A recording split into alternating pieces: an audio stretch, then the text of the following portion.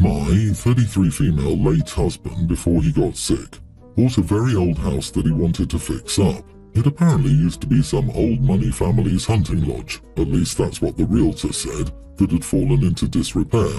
His intention was never to use the house as a primary residence. His justification for the purchase was that he'd grown up poor, and after he started making a lot of money, he had, for the past few decades, never spent much of it on luxuries for him or his family. He didn't wear expensive clothes or drive expensive cars. His money only ever went to safe investments or to new businesses he was able to make a success. So this was his one purchase that he wanted to make just because he could. Unlike our other homes that came in pristine condition, this home was clearly falling apart. During our 6-year marriage, I've had an okay relationship with one of his daughters. However, his other daughter has always been difficult, disliked how tight-fisted her dad was towards her mom and family, had a horrible boyfriend who already had 5 children with 2 other women by the time he was 32, but believed that after having her 4-year-old daughter that he would propose instead of leaving her, like he did. After the boyfriend left her, my husband and I let her live in the house rent-free. Thought she was supposed to start paying rent, but my husband got sick and they never communicated well. But during the year she was in the house, it continued to deteriorate quickly. After my husband died, his assets were divided between me, his nephew, and the rest in a trust for our son, preschooler. He gave each daughter $100. I told his daughter that she had to start paying $900 a month in exchange for her living in 2 adjoining rooms upstairs and being able to use the kitchen. She said that was too hard and that she was a single mom. She also got mad when I said that her boyfriend is around spending money on dates, but somehow cannot send support. After a week of contact, I handed it over to my lawyers who went through all the steps to give proper notice and then file for eviction. However, evictions take a long time in our state. It's been 4 months and it's clear my stepdaughter wants to fight it because she has no plan and below average credit. I have somebody who goes to the common area to do basic cleanup and my stepdaughter claims depression has made her unable to clean. We always knew the house was falling apart, but after getting somebody to inspect it, my agents told me this place could easily be condemned and we wouldn't have to wait for a proper eviction. So now my stepdaughter and her kid is being forced out immediately and she's furious and says she could have made do and I was leaving her homeless. Am I the idiot for going a legally permissible route and getting the house condemned? It needed to be rehabbed, but now I'm rid of a problematic tenant. Edit, you should know that daughters were allocated $100 each in his will before we even began dating. My husband intended to give it all to his nephew, but then divided it between him, me, and our son. Why were his daughters only given $100 each, even the one you got along with? Why did you, your son, and your nephew get everything? Why did your late husband and you allow the one daughter to move into a house that was so broken down? Would your late husband want his daughter and grandchild to live on the streets? Especially when this guy had enough money to buy multiple homes in pristine condition. That's messed up. Just because something is legally permissible does not mean it is the right thing to do. You are the idiot. Putting aside everything else, going from charging $0 to charging $900 a month for 2 rooms that should be condemned and access to a kitchen, is there a bathroom included in that? What's your nasty little plan? And why are you taunting her about her ex-boyfriend spending money? It has nothing to do with anything for as long as he's not paying child support. So the only reason I can think of is to be cruel as humanly possible. Apparently in OP's mind, her stepdaughter should have followed OP's example and married an old man with money and grabbed everything she could away from her stepchildren. Evil stepmom from Cinderella is taking notes from OP. Lady, I'm sure you're the same age as the daughters and conned him into leaving them out of his will. You are the idiot, OP, and a huge one.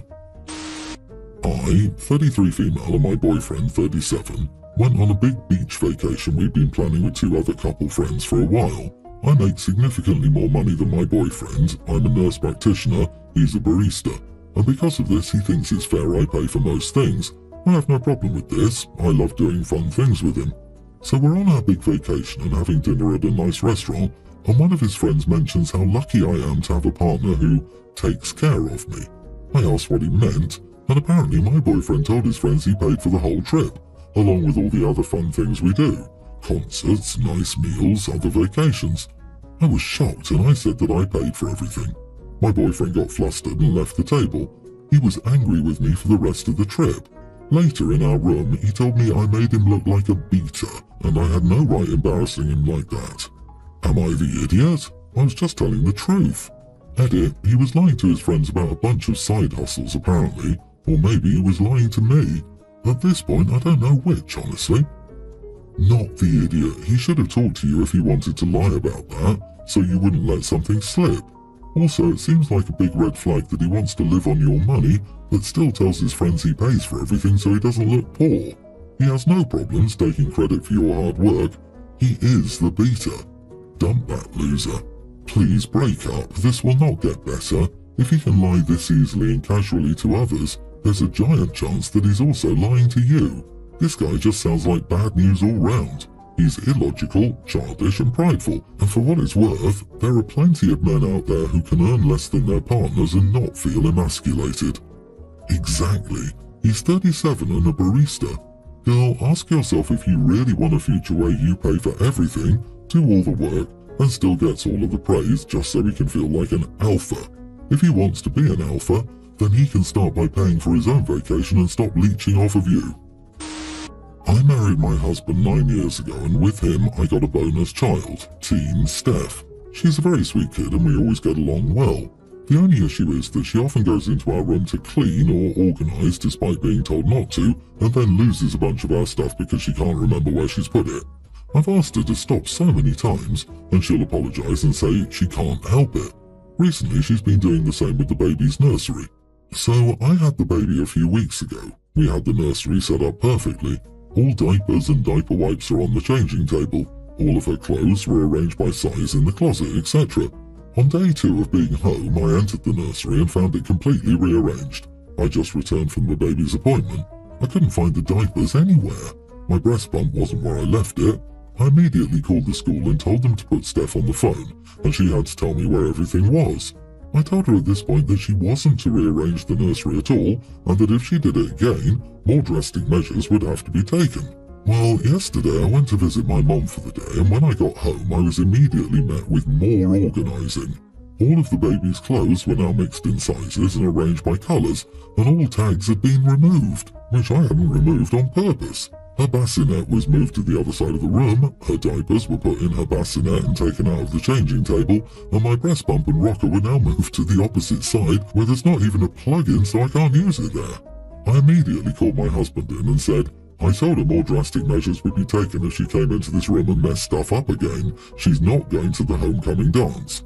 My husband agrees with me and tells her. She's guilt-tripping me because I know how she is and know she can't help it. Her mom is now saying I'm ignorant and that she's still going, it's not her weekend so she has no say, and that I need to tone it down because I'm casting judgment on OCD behaviour. Edit, she has been evaluated by 3 separate specialists. They all say she doesn't have OCD and that she just has control issues, i.e. they said that her behaviours are linked to control because it's only other people's space that she's like this with. Her room is a complete mess and always has been, and she can never locate anything of her own, but she refuses to clean her room. Specialists say it's her way of controlling something around her and have rooted it to her mom basically abandoning her. She gave up custody years ago and only gets 1 weekend a month because that's all she wants. Not the idiot. First, immediately get locks for your bedroom and the nursery, preferably digital locks with a keypad. Talk with the therapist about how to work on this behaviour.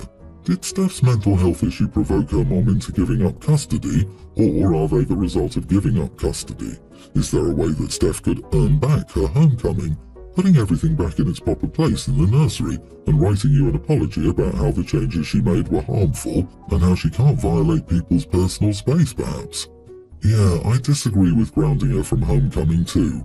Homecoming and proms are special occasions in life, things that can't be redone or replaced. Punishment needs to be firm, fair and consistent.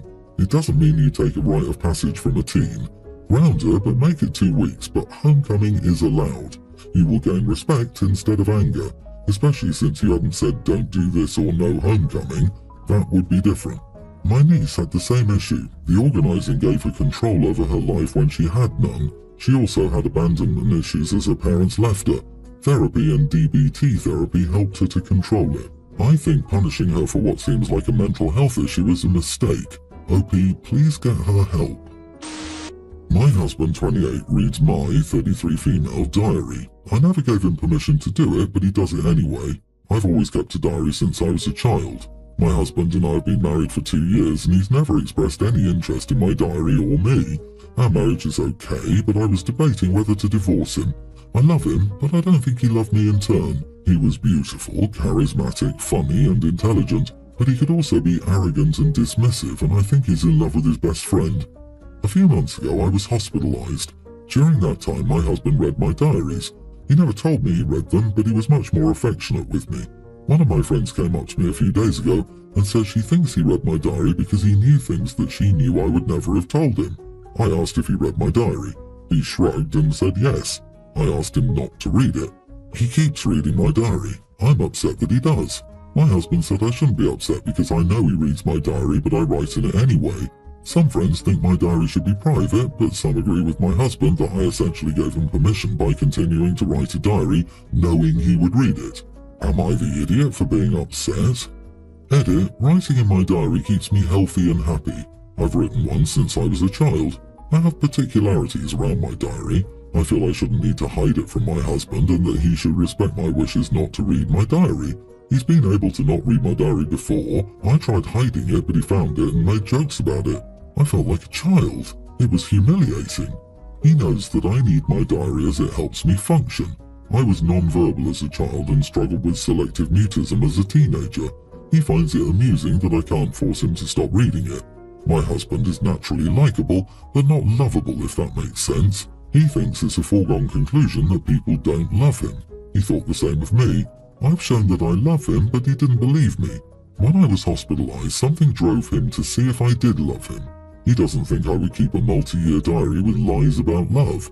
That and the hospitalization made him confident that I did love him, which made him more affectionate toward me. He thinks my diary is cute. He has zero respect for your privacy or your personal feelings. How did he even find it? Diaries should be kept in places that nosy eyes or prying minds shouldn't have access to. He's invading your personal thoughts, feelings and emotions, and then analysing you for ways he can manipulate you based on his serious violation of your privacy. How vile! You are not the idiot, but your husband 1000% is the idiot. This is a divorceable offence in my opinion. It's not about the contents of the diary, it's about the complete lack of respect. Lady, why haven't you filed for divorce? Seriously, this guy doesn't respect you, makes fun of you, and doesn't care about your feelings. This is not love. He's not a good guy. File for divorce. Stop being his doormat. Also, if I were your friend, I would never tell you anything in confidence again. I would actually completely lose trust in you as a friend. He humiliates her, laughs in her face, manipulates her, and clearly tells her he couldn't care less about her feelings and wishes. And he's apparently going to her friends, mentioning their private information back to them. So he's invading her boundaries and her friends' boundaries.